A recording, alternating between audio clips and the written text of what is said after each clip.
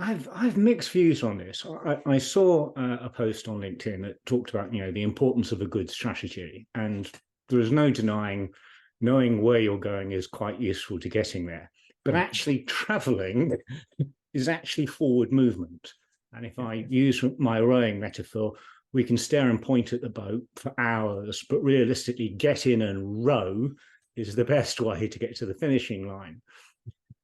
So what's your view on this strategy versus execution, that constant planning and thinking versus doing? Because life really is, for me, a participation sport, although I suspect you, a bit of a thinker as well, somebody who's constantly strategizing or reflecting or analyzing. So how do you get that strategy execution balance in your life and in your work? You're a CEO of a very successful organization. I think strategies can become far too defined, I think, in what the end product is. I mean, as an example, let's look at the fact that as an island, we have a strategy to deliver the bestest ever hospital that ever existed known to man in our island. And we've become very anchored to that. Where actually, I believe our strategy should be making the population as healthy as possible. So we don't need the biggest, bestest hospital that we're never going to be able to afford. So I think for me, strategy is setting a more achievable end goal, quite simply that we want this business that I'm sitting in right now to be bigger than it is, to be more profitable than it is, to have more assets under management than it is. And then in a lot of ways, strategy is a continual reevaluation of what you're doing to make sure that it aligns with that end goal, that you're not continually doing things that you've always done because they're nice and comfortable and we like doing that, if they don't actually match that end goal. And again, that busy fool, you can be very, very busy doing things that actually in the great scheme of things don't match to that end overarching strategic goal of just being bigger, better, fitter, stronger, whatever it might be. So I think for me, everything is an opportunity. If we recently have pitched to someone and we haven't won that mandate, why? Were we not prepared? Was our documentation not correct? Did we go in half cocked? Is it just that person didn't like the individuals presenting? There is always opportunities to sit back, revisit, and ask yourself why something didn't work. I also love, although I've never been able to actually deploy it, the sort of concept of a pre-mortem.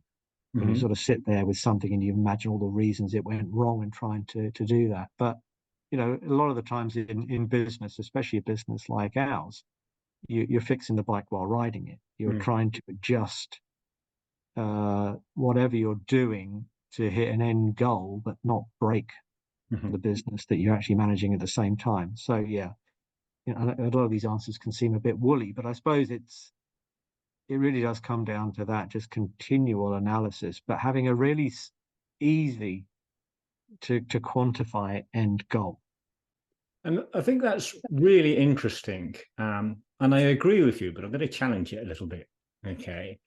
Because I think for businesses in particular, where you can define your products and services and you can select and recruit your staff and you can be very laser focused on about what you're going to achieve. And I compare that perhaps to the rowing, where you know what your goals are, you set your targets, you select your team and your boat, and away you go.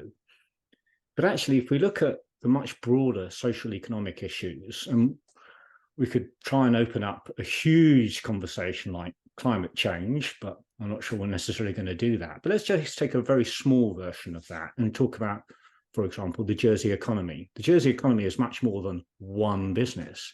It's many businesses with potentially competing interests. If we take, for example, tourism and hospitality, you'll have half the people say, well, we want a higher volume of people turning up because we sell tickets at £10 a ticket. And if more people turn up, it's great.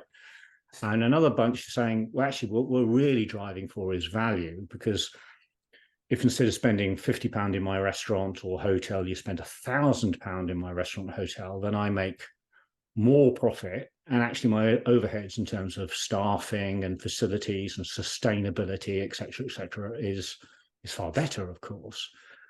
Now, when you have an island of so many competing interests, 35,000 households, sort of like 12,000 businesses.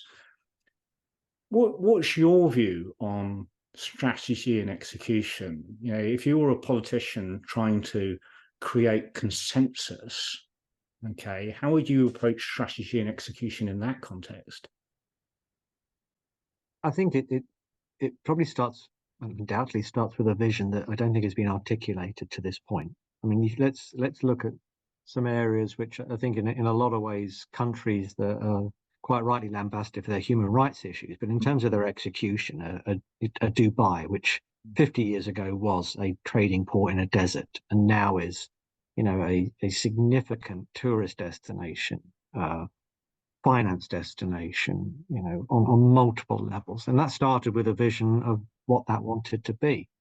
I don't think at any point Jersey has really sort of looked forward and gone, right, where do we want to be in 30, 40 years? What do we want the economy to look like in that time? And what can we do today that actually is aligned to that?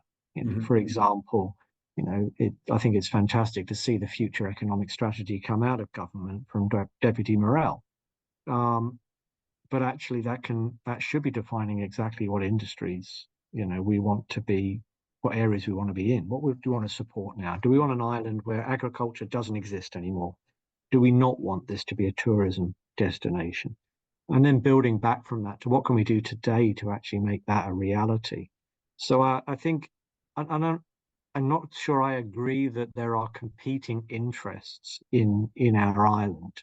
I think that there's probably a large number of businesses that existed in a world that doesn't exist that much anymore, where we were attracting tourists by the bucket load because Jersey was a bit foreign and it was a bit exciting and it was easy to get to.